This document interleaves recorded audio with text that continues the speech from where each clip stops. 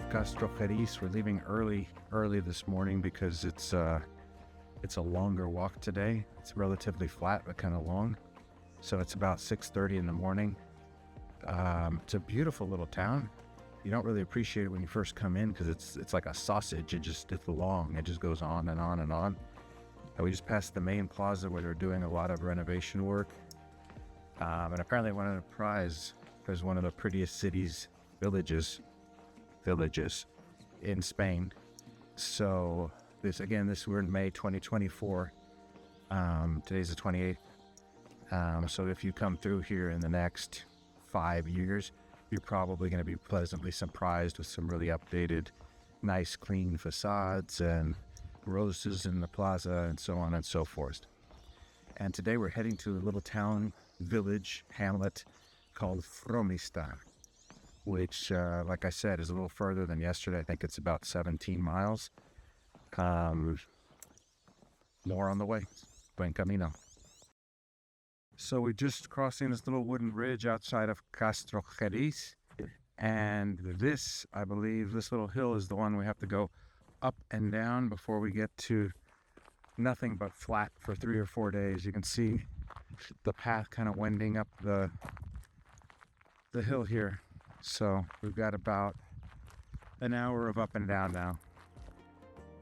So I've been climbing here for about 20 minutes now to the top of this first peak, only peak of the day. I'm just going to zoom out to the view again because it's just so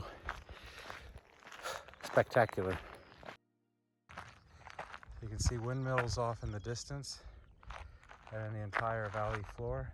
And the sun is coming up right behind us. Down there directly by that mound is where we were, Castrojeriz.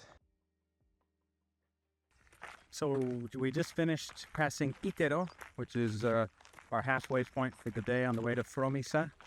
And we are out on, this is now for real, Meseta, the Great Plains of Spain. If you watch other videos that we did before coming, you'll see lots of flat land and lots of yellow. I think they came later in summer. We're still here in early summer, spring, May.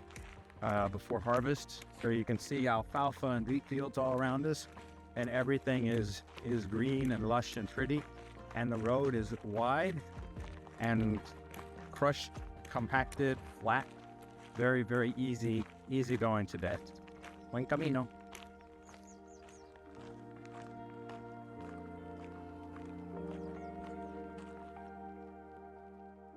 So this gentleman who just passed us is also doing the Camino, and we asked him where he is going, and he said he doesn't know.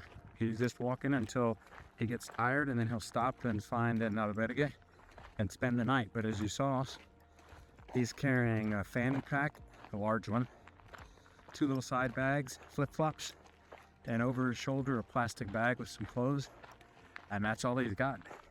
So you see different people carrying different amounts of stuff. A little metaphorical maybe in terms of how much baggage we carry in life. I don't know. But you don't need much to survive here. We're figuring that out. We way overpacked. And when we get to the end, I'll do a summary of what was actually useful and what was extra. So that, you have to make up your own mind, obviously, but when you decide how much you're going to bring on this journey, you at least have an idea of what we found useful, how much we really need, how much we used, how much was extra. So that'll come at the end once we reach Santiago, because we're not even halfway through yet. But I already have a pretty good sense of how much excess I've got, and it's more than 50%, that's for sure. Anyway, more soon. So we made it to Boadilla del Camino. I don't know if you can see all that stuff floating in the air, but we've been dealing with that really since Burgos, no? Yeah. Along the river. It's like those little, what do you call those things in English? Little things you pick up and blow. Dandelions, yeah. They're like dandelion floaty things, but I think they're coming from trees. Yeah. But they're all over the place. And then up ahead, you've got the church de 𝗏𝗏𝗧𝗏. Hold on, take my sticks for a second. I'm gonna stop and zoom because you can see, well, I'll walk a little bit further, but you can see we've been seeing these on different churches as we've gone, which are stork nests. And here we got 1, 2, 3, 4, 5, 6 that I can see from here. I'll zoom in as soon as we get past this little pole, but you can see up there, those are all stork nests. And we saw a stork flying earlier, no baby, just the stork. Anyway, this is now 𝗏𝗏𝗧𝗏. We're about 6K out from Frómista, and the road has been all compacted gravel. It on the terrain map that it's flat, and it is relatively flat, but there is a little bit of up and down, but nothing compared to what we went through in Navarra, or even this morning leaving Castrojeriz, which was a very, very steep uphill. Very, very manageable. But it's getting hot. It's about 11:30 right now, and I'm off. Jacket's gone and hoodie's gone, just down to one shirt because the heat is starting up. So we're almost to Frómista. We're passing a little stretch of canal here that clearly is being used for irrigation purposes, but it's a nice little piece. And I think we saw a documentary before we came on the trip with some people actually jumping in and swimming in this. I'll turn the camera here so you can see the canal here. I think it's going to take us all the way into the village down there. It runs all the way back down to 𝗏𝗏𝗧𝗏, and then of course you got sprinklers running here watering, and we've got about an hour left ish, maybe less, I don't know, but we're toward the end. We've been walking for 5.5 so far today. So you'll see here Raquel's got a scallop shell hanging from her backpack with a cross. I do as well. Those are a symbol of the Camino and have been forever. There's a couple of different stories to that. The main reference is that when you get to the end, Santiago de Compostela, it's very close to the coast. And even when you buy these scallops, we bought these near Pamplona, I think, and put them on our backpacks. They'll advertise that they have scallop shells from Finisterre, which is at the very, very end of the trail. If you go past Santiago to the coast, to the Atlantic, you're on the ocean, and there are scallops and scallop shells. And originally, pilgrims would make the journey, and then they would go home wearing the scallop shell. But over time, they came to represent the pilgrimage itself. Probably one of the first logos in history that wasn't directly tied to religion like a cross or whatever. This was just about advertising where you're going. And so they would sell them along the way. There's also a legend that St. James, Santiago, after he founded the church in Santiago de Compostela, went back wherever, I guess back east, but they brought his bones back to be buried on a boat made out of a single scallop shell. Legends. But anyway, it is a symbol of the trail, of the Camino, and you'll see a lot of pilgrims wearing them, and you can pick them up anywhere along the way. If you want in Saint Jean, if you're one of the OCD type and want to have it from the very beginning and carry it all the way, you can get them there. And if not, just along the way in different stops, you can pick one up and tie it to your backpack.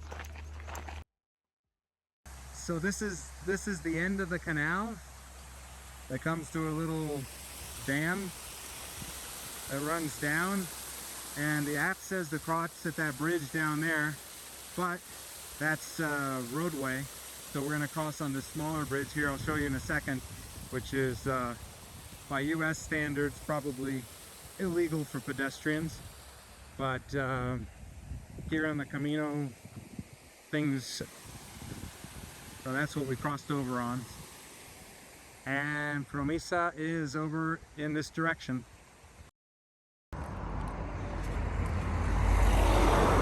So we're entering Frómista. We got another stork's nest up there. Looks like that one's almost purpose built. Like they put that little pedestal up there for them. Okay, so today we made it from Castrojeriz to Frómista, which are awkward names in English. They're also awkward in Spanish. These are villages. These aren't normal names. Two things to keep in mind on this leg of the route. One is in the guidebooks and even on the app, which is that when you leave Castrojeriz, there's a big uphill, a little bit of a plateau, and then a big downhill. I had issues with the downhill because I've been dealing with my shin issues, but I knew what was coming and took it slow. The rest of it is flat, but something that is not listed on the app, about almost 3/4 of the way in, right when you're getting to Frómista, it looks like they're building some sort of a highway overpass. And so there was a detour. You're walking along the canal, you'll see video of it. And then there's suddenly a detour around where they're basically building the two massive land masses to do the overpass of about 1 kilometer around. So that's just something to keep in mind. Again, this is May 2024. It may be done by the time you come and fixed, but it's there. Two other things I wanted to mention. I've been using the walking sticks a ton for walking. These in particular, when I bought them, the lady at the store, REI, said they were great because they not only had the cork handle, but they've got some kind of material here. I don't think it's cork, but something similar that's also kind of mushy. But what this turned out great for me, because I've been having these shin issues, is to use as basically a roller, a foam roller on the shin, which is something I've been doing. A doctor friend of mine recommended it. And of course, you're not going to carry a foam roller on the trip, but this little piece here serves for that. And it's served me so well that I wanted to mention it. And also wanted to mention, I may have shot a video about this before, but these do not come with this. And this is basically a little hex wrench that works on these guys to tighten them up and keep them from moving, because they pop out and lock in place. But if the screw's not tight enough, they'll slide over the course of the day. So when you buy your sticks, make sure to buy a tool that goes with them and keep it somewhere safe so you can adjust these as you go. So we're done for today, resting. Tomorrow we go from Frómista to I don't know where. I will Google it or look in my book. Condes de Carrión. Condes de Carrión. Okay, another name that Condes is counts and Carrión I think is carrion, no? Mm-hmm. So like dead stuff that animals eat. So anyway, that's it for today. Buen camino.